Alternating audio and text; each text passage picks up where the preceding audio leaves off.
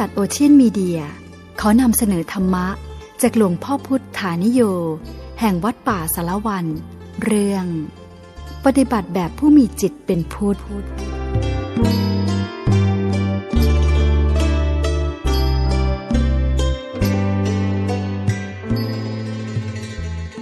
ธรรมะคำสอนของพระพุทธเจ้าที่เรายอมรับกันธรรมะคือคำสั่งสอนของสมเด็จพระสัมมาสัมพุทธเจ้าที่เรายอมรับกันมีอยู่3แต่จะขอกล่าวมาตั้งแต่ต้นซึ่งมันเกี่ยวกับสรณะที่พึ่งของเราพุทโธคือพระพุทธเจ้าเป็นชื่อของคุณธรรมที่ทำคนให้เป็นพุทธะใครสามารถทำจิตให้สงบนิ่งมีวิตกวิจารปีติสุขเอกัคตาเป็นสมาธิขั้นปฐมฌานมีสติรู้สึกสำนึกผิดชอบชั่วดีเลยชุมพร้อมอยู่ที่จิตเลยชุมพร้อมลงด้วยองค์อริยมรรค8ประการรวมลงเป็นหนึ่งอยู่ที่จิตในขั้นปฐมฌานฌานที่หนึ่งเป็นจิตในขั้นทดสอบความสามารถและเป็นการยังรู้สภาพความจริงของจิตเพราะฌานหนึ่งจิตยังมีอารมณ์ถ้าเป็นนักบริกรรมภาวนาจิตยังบริกรรมภาวนาอยู่แต่มีสติรู้พร้อมอยู่ที่จิตในขณะนั้นถ้าจิตดวงใดพิจารณาธรรมอยู่ก็ทำหน้าที่พิจารณาอยู่แล้วก็มีสติรู้พร้อมในขณะจิตนั้นๆแล้วก็มีอาการดูดดื่มซึมซาบซึ่งเรียกว่าปีติเป็นอาการที่จิตดื่มรสพระสัทธรรมเมื่อเป็นเช่นนั้นจิตมีปีติมีความสุขจิตดวงนี้กลายเป็นธรรมกาโมเป็นจิตที่ใคร่ในธรรมเพราะจิตได้ดื่มรสพระสัทธรรมอาการที่จิตดื่มรสพระสัทธรรมจิตนิ่งสว่างแจ่มใสเบิกบานรู้ตื่นอยู่ที่จิตอันนี้เงาแห่งพุทธะคือคุณธรรมที่ทำคนให้เป็นพุทธะบังเกิดขึ้นในจิตแล้วดังนั้นสมาธิที่เราฝึกฝนอบรมอยู่นี่เพื่อรวบรวมคุณธรรมที่กระจายอยู่เป็นหมวดกระจายอยู่ที่ตาหูจมูกลิ้นกายและใจมารวมลงที่ใจทำไมเราจึงทำรวมเอาธรรมมารวมไว้ที่ใจธรรมคือหลักปฏิบัติได้แก่ศีลสมาธิปัญญาและมรรคมีองค์8รวมอยู่ที่จิตจิตรู้ตื่นเบิกบานนั่นเป็นวาระแรกที่จิตรวมเอาองค์มรรคซึ่งเรียกว่ามรรคสมังคีบังเกิดขึ้นในจิตของผู้ภาวนาแล้วเมื่อเป็นเช่นนั้นจิตกลายเป็นผู้รู้ผู้ตื่นผู้เบิกบานมีคุณธรรมที่ทำคนให้เป็นพุทธะจิตพุทธะบังเกิดขึ้นแล้วธรรมชาติของจิตพุทธะจะต้องเป็นผู้รู้ผู้ตื่นผู้เบิกบานเมื่อพุทธะตัวนี้มีพลังแก่กล้าขึ้นและมีความมั่นคงยิ่งขึ้นจะทำให้จิตของผู้นั้นกลายเป็นผู้มีสติปัญญารู้แจ้งเห็นจริงรู้ตามสมเด็จพระสัมมาสัมพุทธเจ้า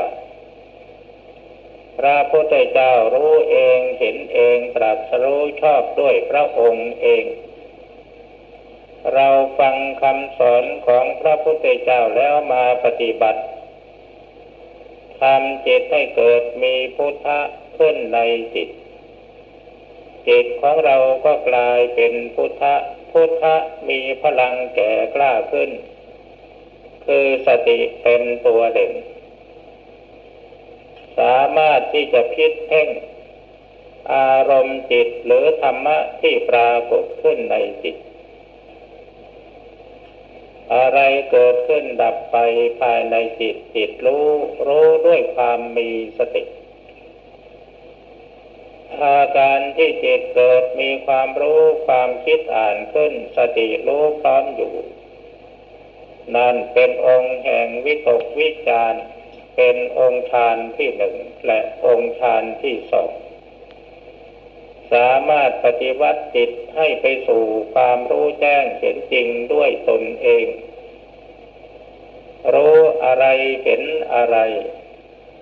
พิจารณาแล้วโอปัญญิโกน้อมเข้ามาในจิตมารู้อยู่ที่จิตเป็นผู้รู้ดีรู้ชอบพระพุทธเจ้ารู้ดีรู้ชอบโดยไม่มีใครสั่งสอนพระองค์รู้เองแต่เราเป็นสาวกเราฟังคำสอนแล้วปฏิบัติดีปฏิบัติชอบเป็นผู้รู้ดีรู้ชอบตามพระองค์และอาการกิริยาอาการที่รู้ดีรู้ชอบนั้นเรารู้เองเหมือนกันดังนั้นเราจึงเป็นผู้มีปัญญาเห็นชอบได้น้อมเอาคุณของพระพุทธเจ้าคือพระปัญญาคุณมาไว้ที่จิตในขณะที่จิตมีสติสัมปชัญญะรู้พร้อมรู้ชอบอยู่ในขณะนั้นแม้อารมณ์จะเกิดดับอยู่กับจิตปราศจากความยินดียินร้ายปราศจากความเกลียดความรักความชังจิตเป็นกลางโดยเที่ยงธรรมจิตไม่มีอาการแห่งความยินดียินร้ายเป็นจิตที่ปราศจากกิเลสเพราะความยินดีคือกามตัณหาความยินร้ายคือวิภวตัณหาจิตสักแต่ว่ารู้สักแต่ว่าเห็นรู้เห็นแล้วปล่อยวางไปแม้จะมีความดูดดื่มซึมซาบในรสแห่งพระสัทธรรมก็ไม่ได้ยึดเอาไว้จิตจึงปราศจากภวตัณหาเป็นจิตที่เป็นปกติบริสุทธิ์เที่ยงธรรมดังนั้นเราจึงได้น้อมเอาคุณของพระพุทธเจ้าประการที่สองมาไว้ในจิตแล้วเป็นบริสุทธิ์ที่คุณแม้จะชั่วขณะจิตหนึ่งก็ยังดีเมื่อเรามีคุณธรรมแห่งความเป็นพุทธะอยู่ในจิตเราก็ได้น้อมเอาคุณของพระพุทธเจ้ามาไว้ในจิตแล้วผู้ที่มีคุณธรรมความเป็นพระพุทธเจ้าอยู่ในจิตย่อมเป็นผู้มีความรู้สึกสำนึกผิดชอบชั่วดีมีเจตนาที่จะงดเว้นจากชั่วประพฤติดีทำจิตให้บริสุทธิ์สะอาดอยู่เสมอจึงกลายเป็นพระมหากรุณาธิคุณโดยธรรมชาติของผู้ที่มีจิตพุทธะปรากฏเด่นชัดย่อมเป็นผู้ประกอบด้วยเมตตากรุณามุทิตาอุเบกขามีจิตเป็นปกติประกอบด้วยคุณธรรมคือหิริความละอายต่อบาปโอตตัปปะความสะดุ้งกลัวต่อบาปมีศรัทธาวิริยะสติสมาธิปัญญาเป็นพลังอินทรีย์พร้อมอยู่ที่จิตทำให้จิตเด่นสว่างไสวรู้ตื่นเบิกบานอยู่ตลอดเวลาผู้ที่มีจิตเป็นเช่นนั้นผู้ที่มีจิตเป็นจิตพุทธะ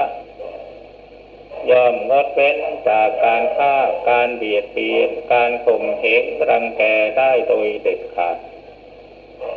เมื่อเป็นเช่นนั้นจึงเป็นจิตที่ประกอบด้วยพรหมวิหารคือเมตตากรุณามุทิตาอุเบกขา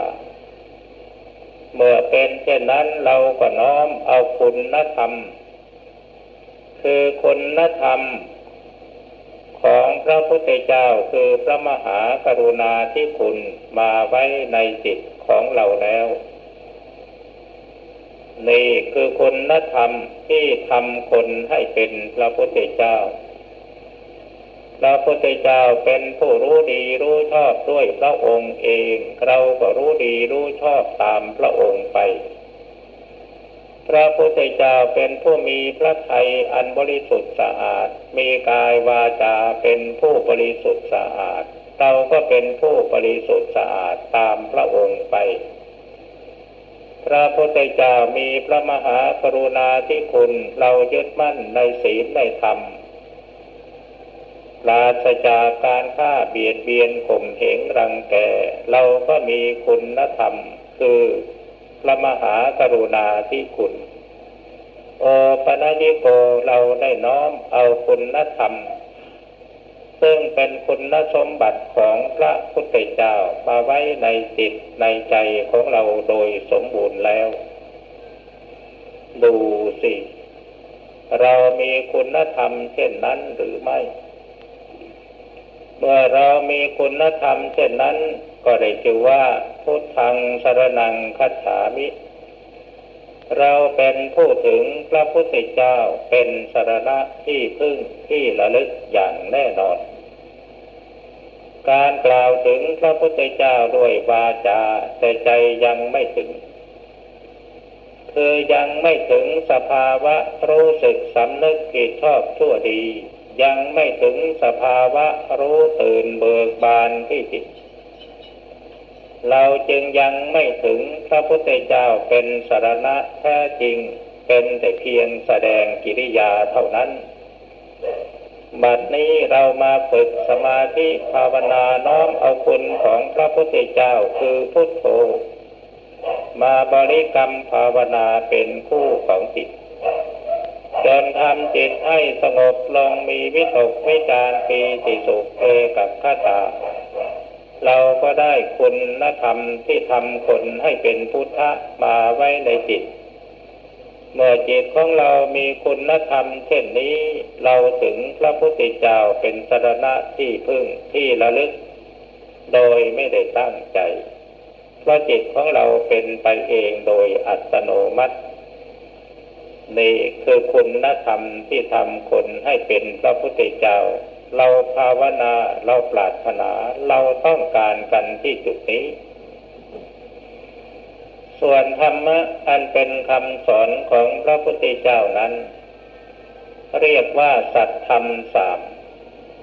ปริยัติท่านกำลังเรียนปริยัติเพราะตั้งใจฟังธรรมปริยัติคือความรู้ที่เกิดจากการฟังปริยัติคือความรู้ที่เกิดจากการท่องบนศาสธยายปริยัติคือความรู้ที่เกิดจากการอ่านการเขียนแล้วจดจำเอาได้เป็นความรู้ทางสัญญาหลักสูตรธรรมะที่เป็นคำสอนที่เราใช้เป็นหลักสูตรแห่งการศึกษาเพื่อเป็นคู่มือการปฏิบัตินั้นเรียกว่าปริยัติธรรมบัดนี้เราได้น้อมเอาพระปริยัติธรรมมาปฏิบัติ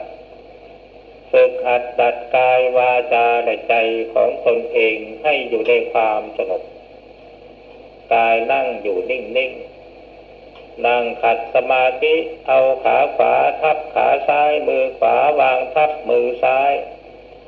ตั้งกายให้ตรงดำรงสติให้มั่นเราน้อมเอาปริยัติธรรมมาปฏิบัติทำกายให้สงบนิ่งทำวาจาให้สงบนิ่งโดยไม่พูดทำจิตให้จดจ่ออยู่อารมณ์จิตอันเป็นคู่มือแห่งการภาวนาซึ่งเราจะเอาอารมณ์อันใดก็ได้อันนี้เรียกว่าปฏิปัติสัจธรรมเมื่อเราปฏิบัติ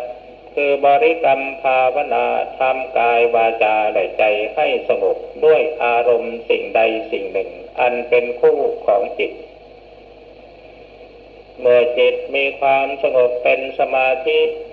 สมาธิคือปฏิเวทธรรมเป็นผลเกิดจากการปฏิบัติปีติและความสุขเป็นปฏิเวทธรรมเป็นผลเกิดจากการปฏิบัติจิตดำเนินอยู่ในฌานที่หนึ่งมีวิตกวิจารปีติสุขเอกคตาเป็นปฏิเวทธรรมเป็นผลเกิดจากการปฏิบัติสติที่มีพลังแก่กล้าสามารถกำหนดตามรู้อารมณ์จิตได้ทันการ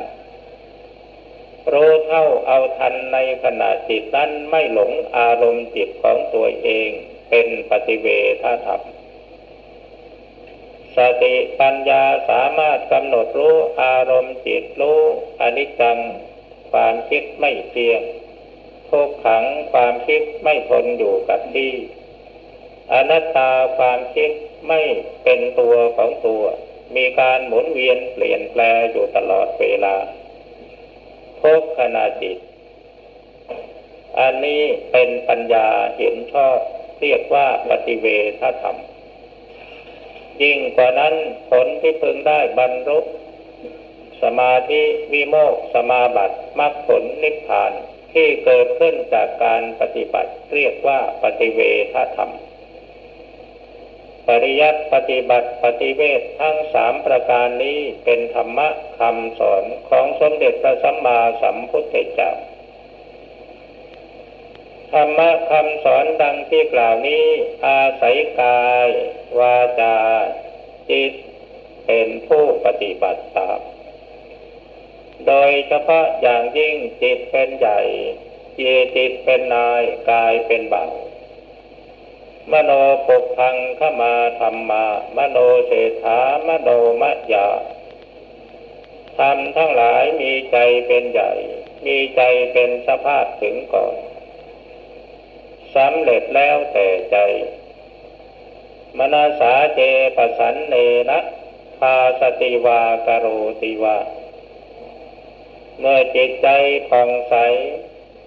การพูดก็ดีการทำก็ดีการคิดก็ดีย่อมเป็นไปในทางที่สุจริตคือถูกต้องตามระบอบแห่งพุทธะผู้รู้ผู้ตื่นผู้เบิกบานถ้าหากว่าจิตหรือใจตัวนี้เศร้าหมองไม่ผ่องแผ้วการพูดการทำการคิดล้วนแต่เป็นไปในทางอกุศลทั้งนั้นเพราะฉะนั้นการอบรมจิตให้ดำรงอยู่ในขอบข่ายแห่งศีลสมาธิปัญญาทำศีลสมาธิปัญญาให้ประชุมพร้อมที่จิตมีสติวิทโยสติเป็นผู้นำสติรู้สึกสำนึกผิดชอบชั่วดีรู้ตื่นเบิกบานมีคุณธรรมความเป็นพุทธะบังเกิดขึ้นในจิตพร้อมแล้วต่อจากนั้นเจตนาหรือความตั้งใจของนักปฏิบัติทั้งหลายก็จะมุ่งตรงต่อการปฏิบัติดีปฏิบัติชอบสุปฏิปันโนจะเป็นผู้ปฏิบัติดีคือปฏิบัติไม่ผิดอุชุปฏิปันโนเป็นผู้ปฏิบัติตรงต่อมรรคผลนิพพานตรงต่อความพ้นทุกข์ตรงต่อความบริสุทธิ์สะอาดแห่งจิตไม่ใช่ปฏิบัติเพื่อพอกพูนกิเลสญายะปฏิปันโนปฏิบัติอย่างมีเหตุผลได้พิจารณาไตรตรองธรรมะที่เกิดดับอยู่กับจิตรู้เห็นเป็นอนิจจังทุกขังอนัตตาซึ่งเป็นพระไตรลักษณ์ปรากฏขึ้นในจิตแล้วว่าสุขก็ดีทุกข์ก็ดีเกิดขึ้นเพราะเหตุธรรมทั้งหลายจะเกิดขึ้นก็เพราะเหตุจะดับไปก็เพราะเหตุดับ เมื่อมีความรู้เห็นชอบอย่างนี้ปฏิบัติถูกต้องอย่างนี้จึงได้ชื่อว่ายายะปฏิปันโนในเมื่อผู้ปฏิบัติโดยเหตุโดยผลยอมรับเหตุแห่งสุขเหตุแห่งทุกข์จึงกลายเป็นผู้ปฏิบัติชอบยิ่งเพราะจิตมุ่งตรงต่อมรรคผลนิพพานอันเป็นความบริสุทธิ์สะอาดแห่งจิตการปฏิบัตินี้ไม่ได้มุ่งอยู่ที่อามิสสินจ้างรางวัลใดๆการปฏิบัตินี้ไม่ได้ไปเกี่ยงใครเป็นหน้าที่ของใครของเราที่จะตั้งใจปฏิบัติดีปฏิบัติชอบเมื่อเป็นเช่นนั้นนี่อย่างไรพระสงฆ์สาวกของพระพุทธเจ้าอยู่ที่ตรงนี้ผู้ปฏิบัติดีปฏิบัติตรงปฏิบัติโดยเหตุผลเพื่อความรู้ยิ่งเห็นจริงปฏิบัติชอบยิ่งนี่เป็นคุณธรรมที่ทำคนให้เป็นสาวกของพระพุทธเจ้าที่ถูกต้องและแน่นอนเมื่อเราเป็นผู้ปฏิบัติที่ถูกต้องแน่นอนมีสัมมาทิฏฐิความเห็นชอบสัมมาสมาธิความตั้งใจมั่นชอบมีปัญญาเห็นชอบตั้งใจมั่นชอบมีคุณสมบัติแห่งความเป็นพุทธสาวกอย่างแท้จริงกลายเป็นผู้นำที่ถูกต้องอาโหเนโยจึงเป็นผู้ควรแนะนำพร่ำสอนผู้คนหรือพุทธบริษัทปาโหเนโยจึงสมควรแก่ความเป็นผู้ให้การต้อนรับพุทธบริษัททัพคิเนโยจึงเป็นผู้สมควรแก่การให้คำแนะนำพร่ำสอนที่ถูกต้องอัญชลีกรณีโยเป็นผู้มีมือไม้อ่อนสามารถกราบไหว้พระพุทธธรรมพระสงฆ์บิดามารดาปู่ย่าตายายสหธรรมิกทั้งหลายผู้อาวุโสทรงคุณธรรมปราศจากทิฏฐิมานะความถือตนถือตัวหรือความมีมานะกระด้างกายก็เป็นกายอ่อนมุทุสุภาพเรียบร้อยอ่อนโยนวาจาก็สุภาพไพเราะใจหรือจิตก็เป็นจิตที่มุทุอ่อนน้อมถ่อมตนกลายเป็นผู้ประพฤติอ่อนน้อมถ่อมตนโสวจัสสตาเป็นผู้ว่านอนสอนง่ายเชื่อคำสอนของพระพุทธเจ้าอย่างแท้จริงไม่มีบิดพลิ้วเชื่อว่าพระพุทธเจ้ามีพระธรรมมีพระสงฆ์มีความรักในพระพุทธเจ้าอย่างมั่นคงมีความรักในพระธรรมอย่างมั่นคงมีความรักในพระสงฆ์อย่างมั่นคงมีความเคารพต่อธรรมะคำสั่งสอนอย่างแน่นอนไม่ละเมิดล่วงเกินระเบียบสิกขาบทวินัยน้อยใหญ่เป็นผู้มั่นในศีลเป็นผู้มั่นในธรรมเป็นผู้มีหิริความละอายบาปเป็นผู้มีโอตตัปปะความสะดุ้งกลัวต่อบาปเป็นผู้มีโยนิโสมนสิการมีการทำในจิตในใจโดยอุบายที่แยกขายมีสติกำหนดจดจ้องรู้อยู่ที่อารมณ์จิตตลอดเวลากำหนดหมายรู้ธรรมที่เกิดดับอยู่ภายในจิตเมื่อจิตมีสิ่งรู้สติมีสิ่งระลึกผู้ที่ตั้งใจจดจ่อเพ่งดูอารมณ์จิตอยู่ตลอดเวลาด้วยความมีสติสัมปชัญญะโดยธรรมชาติของจิตถ้ามีอารมณ์สิ่งรู้สติมีสิ่งระลึกพลังของสติย่อมเพิ่มพลังงานขึ้นมาเป็นสติพละเป็นหนึ่งในจำนวนพละห้าคือศรัทธาวิริยะสติแม้ว่าการปฏิบัติ สมาธิอย่างที่มีปีติมีความสุขยังไม่เกิดขึ้นแต่มีศรัทธาความเชื่อความเลื่อมใสในคุณพระพุทธธรรมพระสงฆ์ในคุณธรรมของพระพุทธเจ้าในคุณธรรมคำสอนโดยทั่วไปก็ได้ชื่อว่าเป็นผู้ปฏิบัติได้ผลมีศรัทธามีความเพียรมีความตั้งใจมีความมั่นใจมีสติปัญญารู้รอบครอบอยู่ที่จิตเมื่อแสดงออกมารู้ที่กายที่วาจาการทำด้วยความมีสติการพูดด้วยความมีสติการคิดด้วยความมีสติ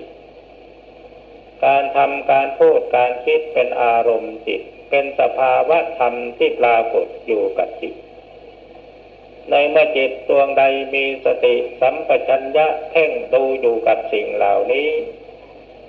แม้สิ่งนั้นจะเกิดดับอยู่ไม่หยุดหย่อนก็ตามแต่มีสติรู้อยู่ในขณะจิตนั้นทุกขณะจิตยดาหเวปาตุภวันติธัมมาอาตาปิโนชายโตปรามนัสสะอาทัสสะกังขาวะปยันติสัพพะยะโตปชานาติสเหตุธัมมังในการใดแลธรรมย่อมปรากฏแก่พราหมณ์ผู้มีเพียรเพ่งอยู่ในการนั้นพราหมณ์นั้นย่อมรู้ธรรมะตามความเป็นจริงธรรมะที่ปรากฏกับจิตของพราหมณ์ผู้มีเพียรเพ่งอยู่นั้นคืออะไรการทำการพูดการคิดนี่เป็นธรรมะที่ปรากฏกับจิตของผู้ที่มีเพียรเพ่งอยู่เมื่อจิตออกมาข้างนอกก็มารู้อยู่ที่การทำการพูดเมื่อจิตเข้าไปรู้อยู่ข้างในก็รู้อยู่ที่จิตรู้อารมณ์จิตที่เกิดดับอยู่ตลอดเวลาเมื่อความรู้แจ้งเห็นจริงปรากฏขึ้นความข้องใจสงสัยในธรรมะก็ย่อมสิ้นไป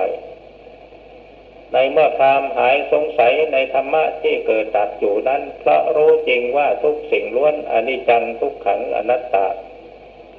ย่อมกลายเป็นความรู้แจ้งเห็นจริงเมื่อเกิดความรู้แจ้งเห็นจริงแล้วก็เกิดการปล่อยวางเมื่อมีการปล่อยวางคือการสละคืนซึ่งกิเลสจิตก็ย่อมพ้นจากความทุกข์ความเดือดร้อนทั้งหลายทั้งปวงดังนั้นการประพฤติปฏิบัติอันใดในเมื่อเราตั้งใจทำจริงโดยไม่ท้อถอยด้วยความมีศรัทธามีวิริยะมีสติมีสมาธิมีปัญญาย่อมจะยังผลให้สำเร็จยังผลให้เกิดขึ้นครูบาอาจารย์ของเรา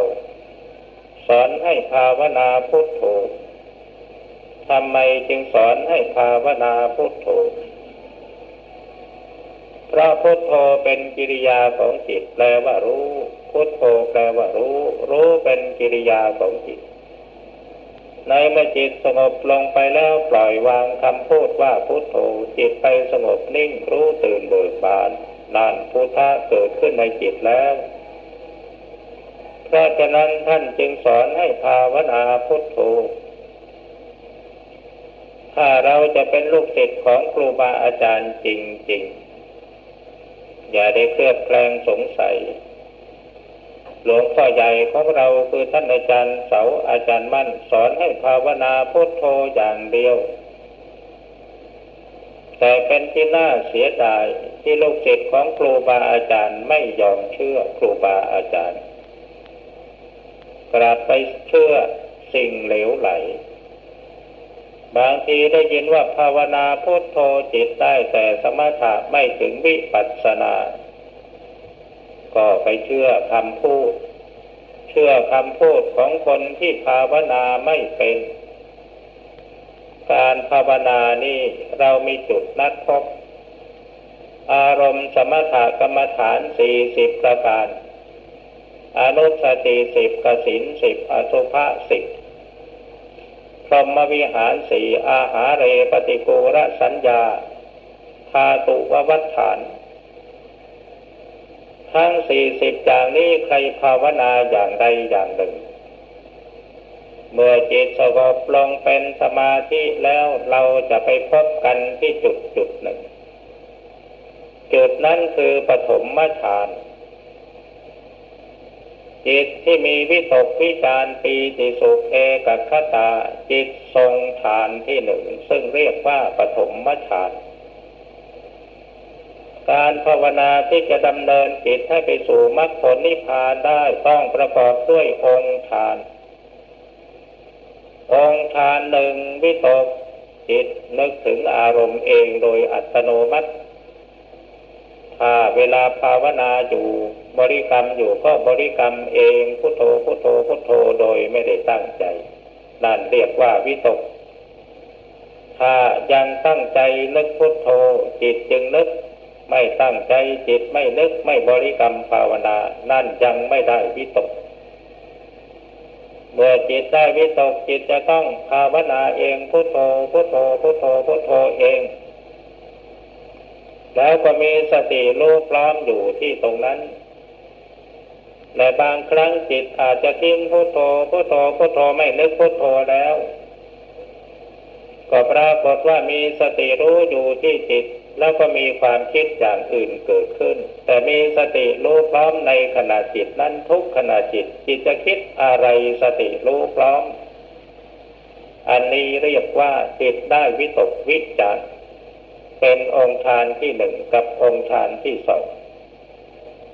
เมื่อจิตมีวิตกวิจารปีติและความสุขความเป็นหนึ่งของจิตคือจิตจดจ่ออยู่ในหน้าที่ที่ภาวนาอยู่ในขณะนั้นโดยไม่มีเปลี่ยนแปลงมีความมั่นคงรู้อยู่ที่ความสุขมีความเป็นหนึ่งต่อหน้าที่ที่ทำอยู่ในปัจจุบันนั้นซึ่งทุกสิ่งทุกอย่างจะเป็นไปเองโดยที่เราไม่ได้ตั้งใจทุกสิ่งทุกอย่างมันเป็นไปเองพร้อมเรียกว่าเป็นอัตโนมัติครูบาอาจารย์ของเราเรียกว่าภาวนาให้ถึงจุดแห่งความเป็นเองความเป็นเองนั้นมีอยู่สองอย่างความเป็นเองจิตบริกรรมภาวนาพุทโธเองแล้วก็มีวิตกวิจารปีติสุขเอกคตานี่อย่างหนึ่ง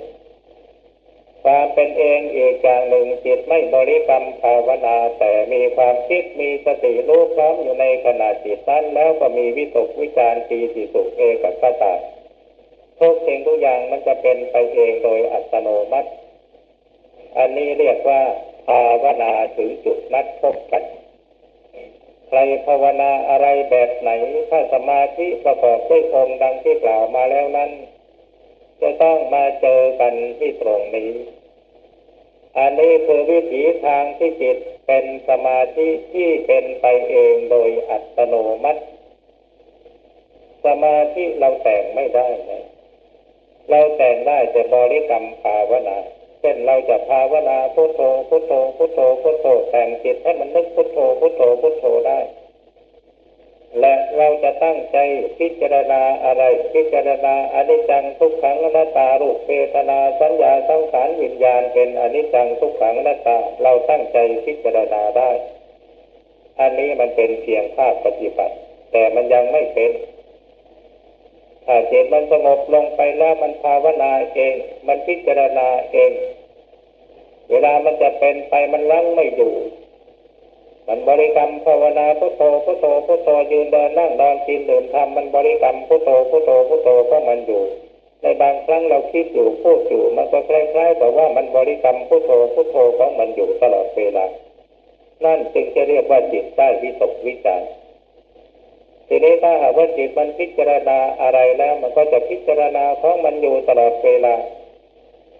าเราพูดเราคิดอะไรมันก็คล้ายๆเพราะว่าส่วนมันพิจารณานั้นมันเป็นอยู่เอกเทศส่วนหนึ่งอยู่ในส่วนลึกๆของจิตในลักษณะอย่างนี้เรียกว่าจิตมันเป็นไปเองโดยอัตโนมัติมันได้วิตกวิจารซึ่งเป็นองค์ประกอบของฌานที่หนึ่งแล้วก็มีปีติมีความสุขมีความเป็นหนึ่งในเมื่อสภาพจิตของท่านผู้ใดเป็นอย่างนี้ไม่ต้องอาศัยหมู่มาบังคับ ไม่ต้องอาศัยให้ครูบาอาจารย์บังคับไม่ต้องเป็นผู้ภาวนาเห็นแก่หน้าภาวนาโดยความเป็นเองจิตก็เป็นไปเองศีลสมาธิปัญญาประชุมความที่จิตเป็นหนึ่งปฏิบัติจิตไปสู่ภูมิจิตภูมิธรรมเราปฏิบัติศีลเป็นการสร้างบุญเราทำสมาธิเป็นการสร้างบุญเราพิจารณาธรรมเป็นการสร้างบุญเมื่อเรารักษาศีลทำสมาธิพิจารณาธรรมเกิดการคล่องตัวขึ้นมาแล้วศีลสมาธิปัญญาประชุมความที่จิตกลายเป็นปัญญาที่สังขารสามารถปรุงแต่งจิตให้ดำเนินไปสู่ครองธรรมอันเป็นแนวทางแห่งการตรัสรู้ปรุงจิตให้เป็นพุทธะผู้รู้ผู้ตื่นผู้เบิกบานในสมาธิเมื่อจิตถอนจากสมาธิมาแล้วปรุงจิตให้เป็นผู้รู้สึกสำนึกผิดชอบชั่วดีมีสติสัมปชัญญะรู้พร้อมอยู่ที่จิตทุกขณะจิตทุกลมหายใจเพราะฉะนั้นวินัยสิกขาบทศีล5ก็ดีศีล8ก็ดีศีล10ก็ดีศีล227ก็ดีเมื่อมันรวมลงเป็นหนึ่งยังเหลืออยู่อันเดียวคือสติวินัยโยมีสติเป็นผู้นำจิตอยู่ตลอดเวลาจิตของผู้ภาวนาจะมีลักษณะรู้เตรียมพร้อมอยู่ที่จิตตลอดเวลาไม่ว่าอะไรจะผ่านเข้ามาทางตาหูจมูกลิ้นกายและใจสติสัมปชัญญะตัวนี้จะทำหน้าที่พิจารณาและคุ้มกันมันเองโดยอัตโนมัติโดยที่ผู้ภาวนาไม่ได้ตั้งใจการภาวนาอันใดถ้าตั้งใจภาวนาจิตจึงภาวนาการพิจารณาอะไรถ้าตั้งใจพิจารณาจิตจึงพิจารณาอันนั้นมันยังไม่เป็นถ้าการภาวนาอันใดจะตั้งใจมันก็ภาวนาไม่ตั้งใจมันก็ภาวนาพิจารณาอะไรตั้งใจมันก็พิจารณาไม่ตั้งใจมันก็พิจารณาซึ่งมันเป็นเองของมันอยู่ตลอดเวลาตลอด24 ชั่วโมงนอนหลับแล้วมันก็ยังภาวนาอยู่ตื่นอยู่มันก็ยังภาวนาอยู่นอนหลับแล้วมันก็ยังพิจารณาของมันอยู่ตื่นอยู่มันก็ยังพิจารณาของมันอยู่อันนั้นเรียกว่าจิตมันเป็นไปเองโดยอัตโนมัติด้วยอำนาจแห่งปัญญาที่สังขารคือศีลสมาธิปัญญาประกอบพร้อมเป็นองค์อริยมรรคแล้วมีพลังงานสามารถปฏิวัติจิตให้ดำเนินไปสู่ภูมิจิตภูมิธรรมเมื่อผู้ปฏิบัติธรรมจิตให้เป็นสติวินัยโยมีสติเป็นผู้นำผู้ที่มีจิตมีสติรู้สึกสำนึกอยู่ในจิตตลอดเวลานั่นอะไรอัปปมาโดอมตังปดังความไม่ประมาทเป็นหนทางอันไม่ตายถ้าเผลอสติเมื่อไรปมาโดมัจจโนปดังความประมาทเป็นหนทางแห่งความตายดูสิดูให้มันแน่ๆดูที่จิตดูที่ใจของเรานั่นแหละลองตั้งใจให้มันแน่วแน่ดูที่ว่าอาจารย์ใหญ่ของเราสอนให้ภาวนาพุทโธพุทโธพุทโธพุทโธตั้งใจตัดสินใจให้มันเด็ดขาดจะลงนรกก็จะไปกับพุทโธจะขึ้นสวรรค์ก็จะขึ้นกับพุทโธจะสำเร็จพระนิพพานก็ขอไปกับพุทโธเป็นก็ขออยู่กับพุทโธตายก็ขอไปกับพุทโธเอาให้มันแน่ลงไปอย่าลังเลสงสัยด้วยประการใดๆทั้งนั้นทุกวันนี้นักภาวนาทั้งหลายที่พากันจับจับโน่นบางนี่ไม่เอาจริงไม่เอาจังเพราะมันมีกลุ่มบุคคลที่ภาวนาไม่เป็นไม่รู้ตามความเป็นจริงไปเที่ยวล้างสมองคนให้เสียจากหลักความเป็นจริงการปฏิบัตินี้แม้แต่ท่านตั้งใจให้มันแน่วแน่ลงไปว่าจะมีศีล5ให้มันบริสุทธิ์บริบูรณ์เท่านั้นมันก็ยังเป็นพื้นฐาน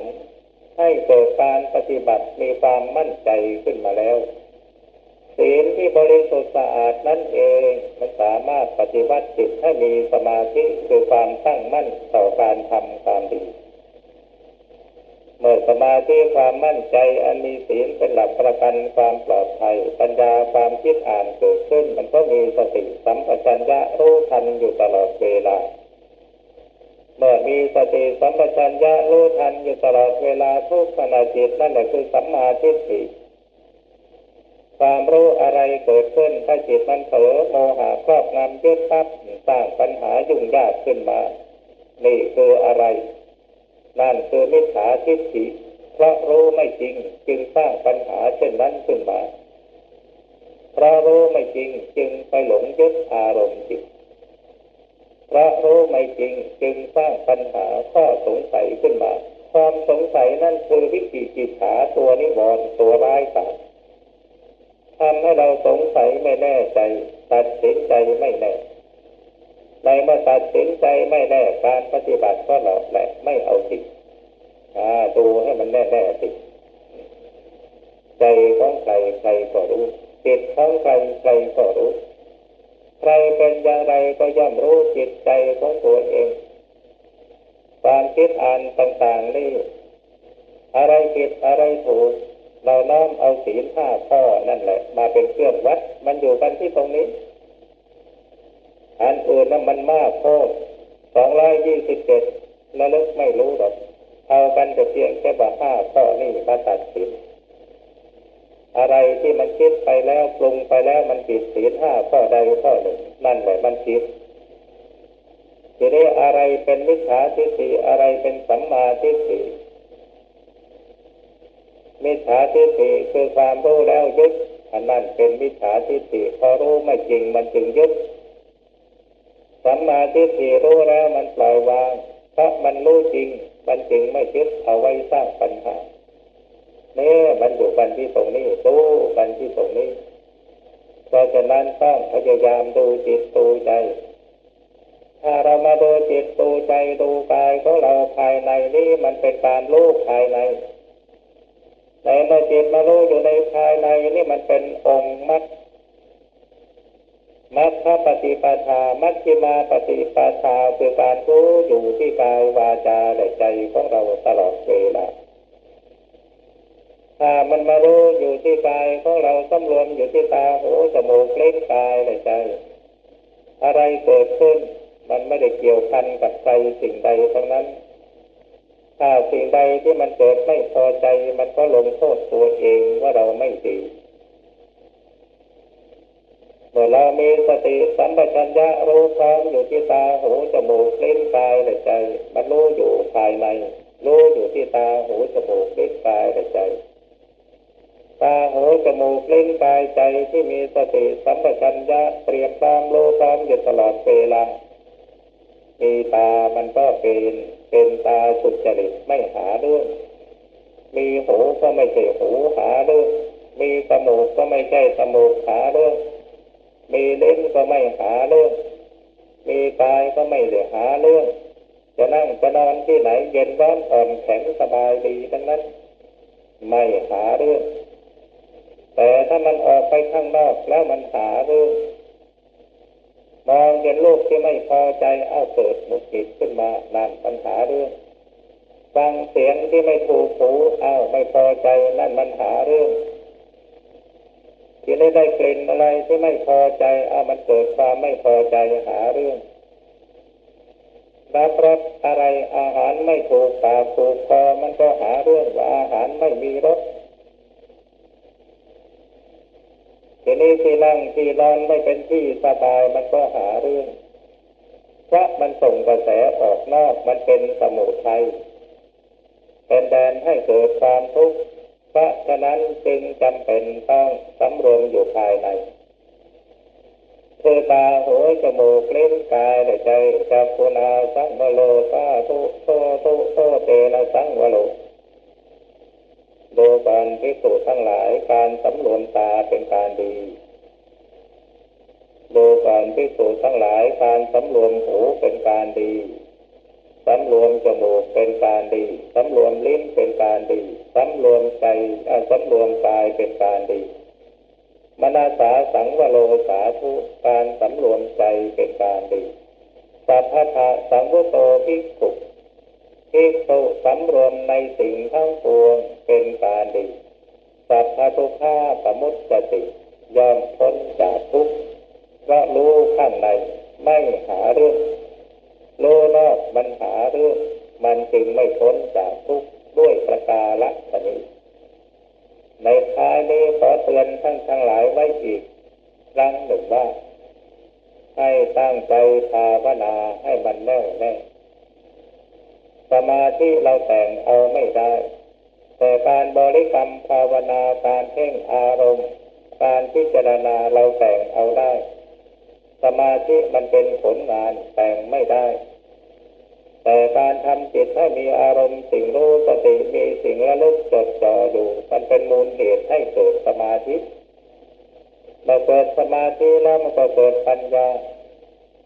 เกิดปัญญาแล้วมันก็รู้แจ้งเห็นจริงเรียกว่าวิชชาผู้ที่ทำจิตบริกรรมภาวนาให้จิตสงบนิ่งลงสว่างโปร่งขึ้นมาจากภพอุดาปาริจากสู่บังเกิดขึ้นแล้วเมื่อจิตสงบสว่างตัวรู้ปรากฏอยู่ที่จิตเด่นชัดญาณังอุดาปาริญาณบังเกิดขึ้นแล้วในเมื่อญาณแก่กล้าจิตมีปัญญาไหวตัวเกิดความรู้อุทานธรรมปรากฏขึ้นปัญญาอุดาปาริปัญญาบังเกิดขึ้นแล้วทีนี้สติสัมปชัญญะรู้ทันอารมณ์จิตทุกขณะจิตรู้แล้วปล่อยวางรู้แล้วปล่อยวางไม่ยึดไว้สร้างปัญหาวิชชาอุดปาริวิชชาความรู้แจ้งเห็นจริงเกิดขึ้นแล้วพระวิชชารู้แจ้งเห็นจริงจึงไม่ยึดในสิ่งนั้นๆมีแต่ปล่อยวางในเมื่อปล่อยวางแล้วอาโลโกอุดปาริความสว่างไสวบังเกิดขึ้นแล้วจิตว่างสว่างปลอดโปร่งรู้ตื่นเบิกบานมีอย่างไร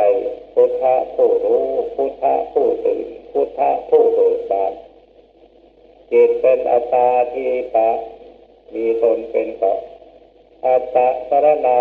มีตนเป็นที่พึ่งอัตตาหิอัตโนนาโถมีตนเป็นที่พึ่งของตนจิตมีปัญญาไหวตัวเกิดภูมิความรู้มีสติสัมปชัญญะรู้ตามทันตลอดเวลา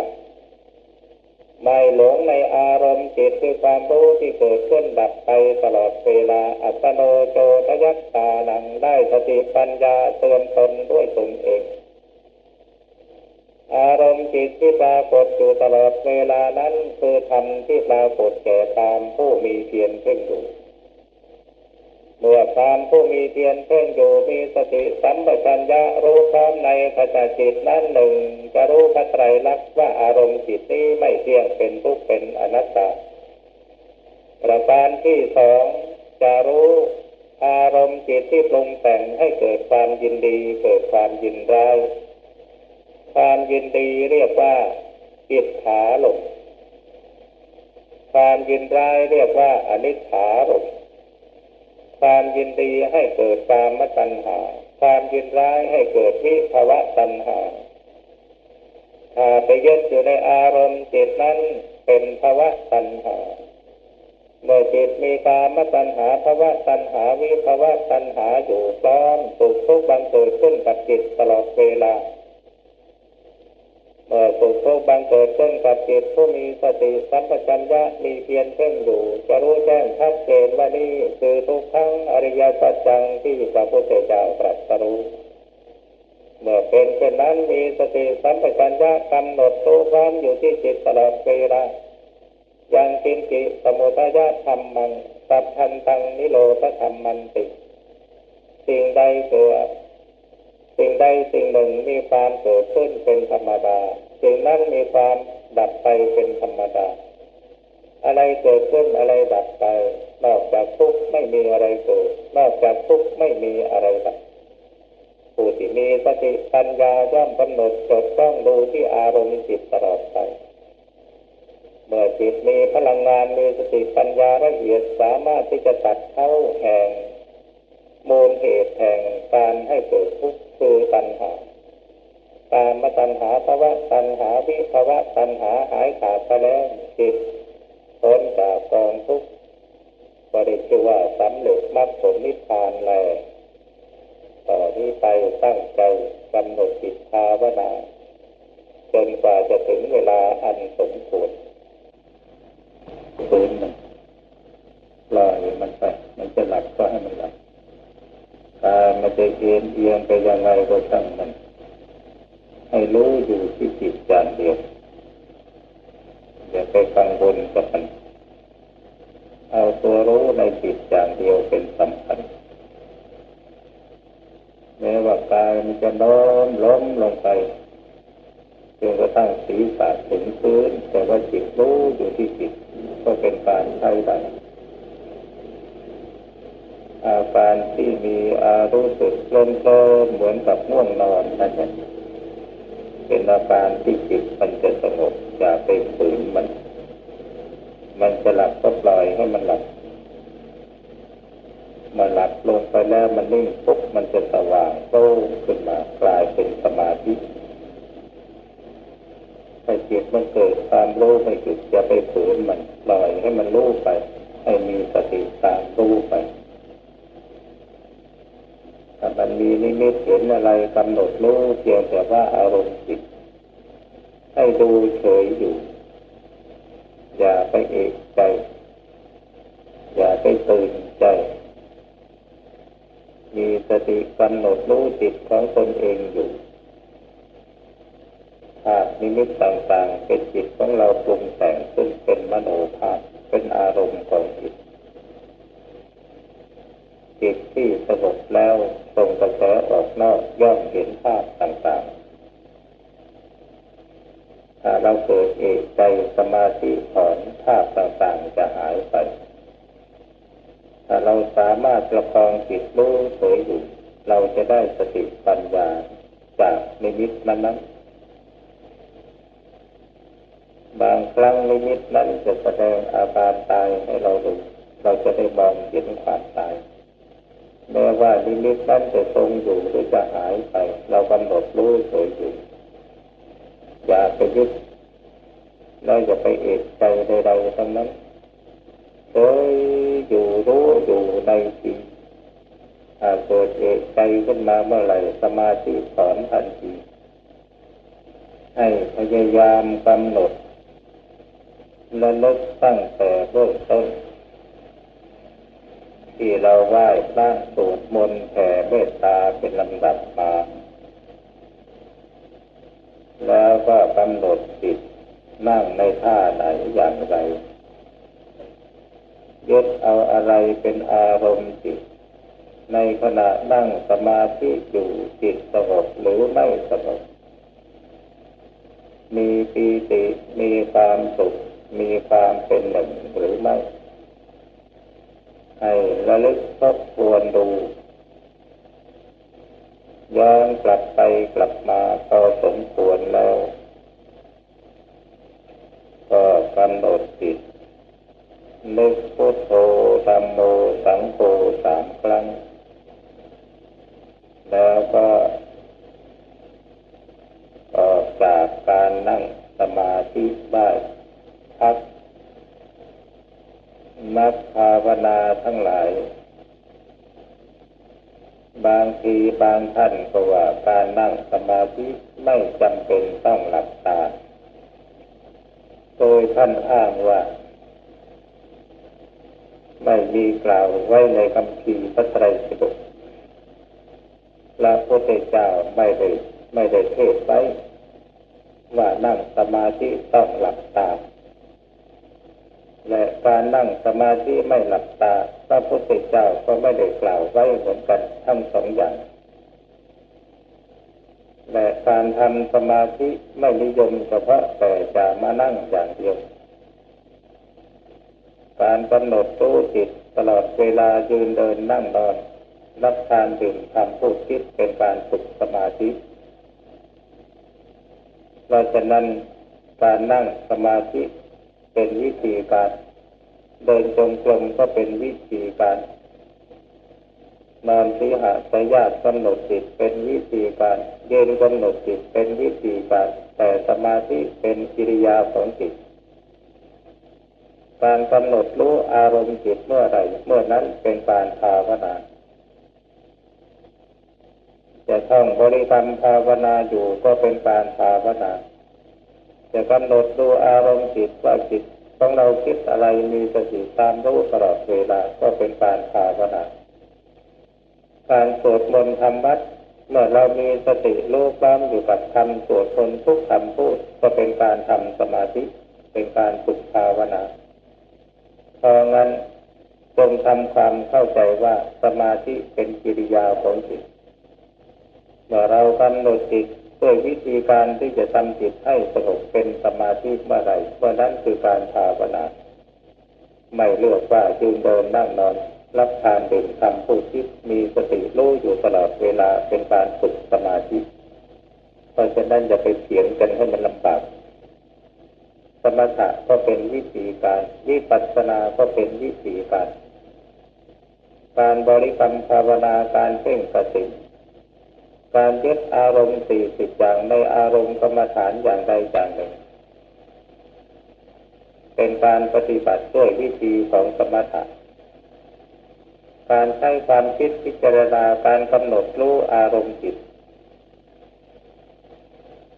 แม้แต่การกำหนดรู้การยืนเดินนั่งนอนกินดื่มทำพูดคิดทุกขณะจิตทุกลมหายใจก็เป็นการเจริญวิปัสสนา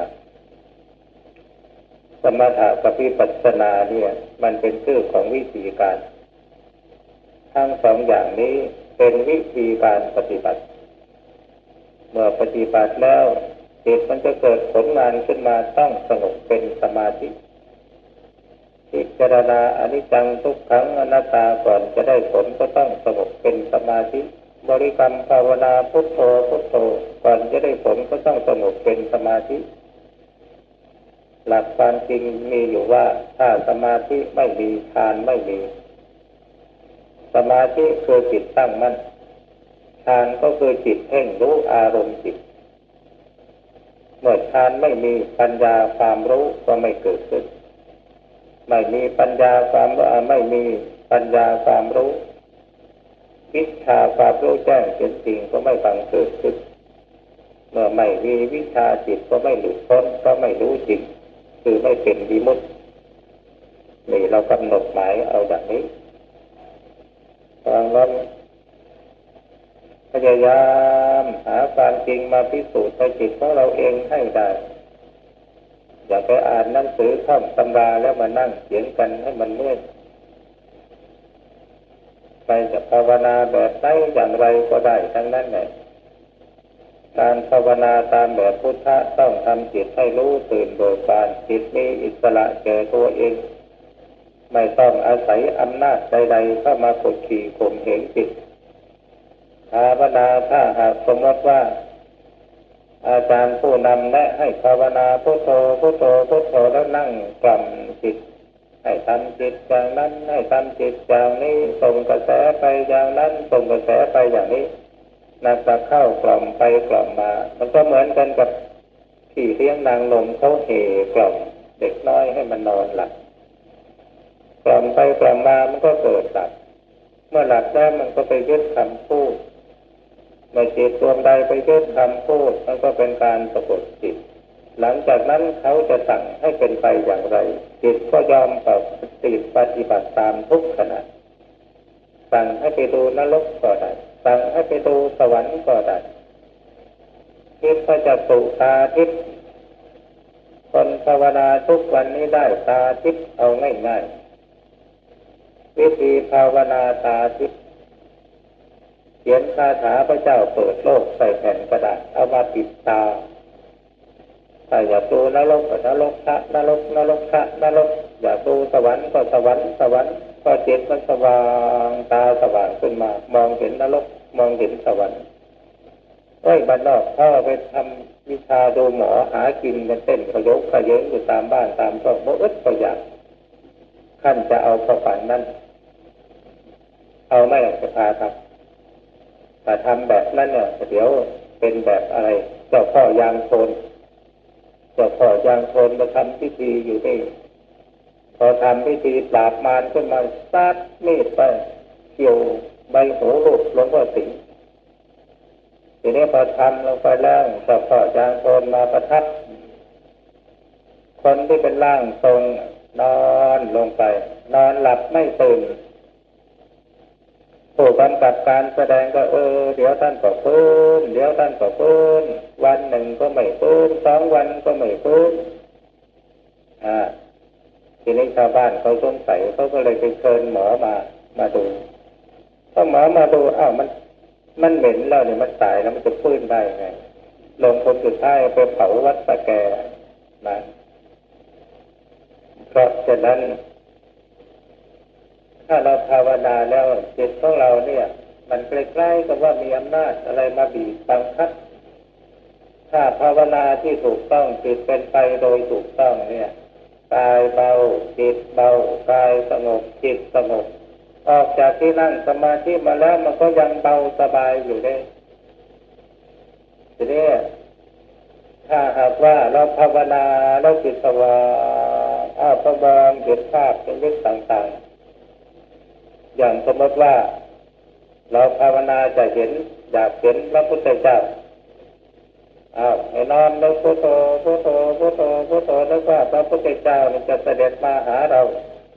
เพราะการอยากรู้อยากเห็นพอจิตสงบมันก็เกิดเป็นมโนภาพขึ้นมาทีนี้พอเกิดมโนภาพขึ้นมาถ้าผู้นำบอกว่าเห็นได้ยังเห็นได้ยังเห็นแล้วอาราธนาพระพุทธเจ้าเข้ามาอยู่สู่จิตสู่ใจของเราพอน้อมจิตเอาเท่านั้นแหละสมาธิที่กำลังมีความสงบมีความสว่างมีปีติมีความสุขนี่พอภาพนิมิตนั้นเข้ามาหาตัวครับมันจะเกิดหนักหน่วงไปทั่วร่างกายหัวใจเหมือนกับผูกบีบเป็นการส่งเพราะงั้นอย่าไปเข้าใจผิดบางทีพวกกรุงเทพเขาภาวนาแต่ว่าพอภาวนาลงไปแล้ววิญญาณเนี่ยทำไมมันหลายแต่มารบกวนอยู่บ่อยๆวิญญาณนั่นแหละคือผีหลอกจิตของตัวเองแสดงมโนภาพขึ้นมาเป็นผีหลอกตัวเองถ้าใครภาวนาจิตยังไม่มองเห็นความตายของตัวเองร่างกายของตัวเองไม่เน่าให้ตัวเองดูไม่เห็นความตายของตัวเองยังไม่หายสงสัย